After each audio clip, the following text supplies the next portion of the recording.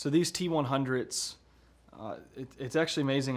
It was a couple years ago where I was talking about my AP2 irons and what I'd like to see improved personally, which I like the sole being a little bit different than your stock TS2s came in. And then I always like it to look at the least amount of offset and the least amount of top line as possible on the irons.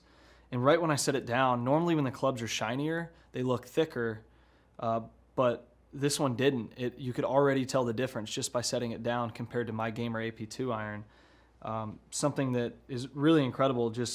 It's exactly what I was looking for in an improvement in an iron.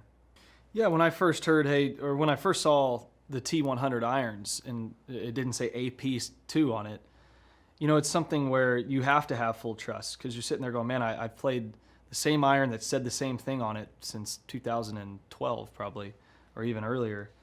But I've been playing Titleist clubs since I was 12 years old, and they've never led me the wrong direction. It's always gotten better.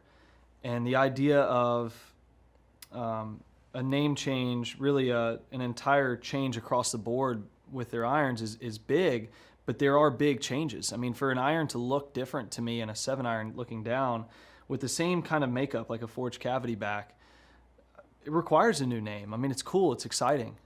These T100s are fantastic irons. They look really, really good. They slide through the turf nicely, and my miss hits were straighter and further than on my AP2 irons. Yeah, I can do everything that I was doing before. They look a little bit better to me at setup, which is always nice aesthetically to look down at something that just is so clean. But the biggest thing I'm looking for is for miss hits to always just be a little bit tighter to those solid ones. And that's what I saw, just hitting it, hitting 20 balls, and you can already tell. It was unbelievable. I hit my T100 7-iron, that's a gamer for me, and I hit the T200 7-iron. Same exact swing, same swing speeds, and launch. This T200 flew 25 yards further in the air on the same club speed, same strike. I hit my T100 180, 182 yards. This was flying 199. So about 201. It was flying 20 yards further. And then if you put the actual number in for the crosswind, I was flying at 85 with the 7. I was flying this one, I want to say 210. So I mean, it's 25 yards further.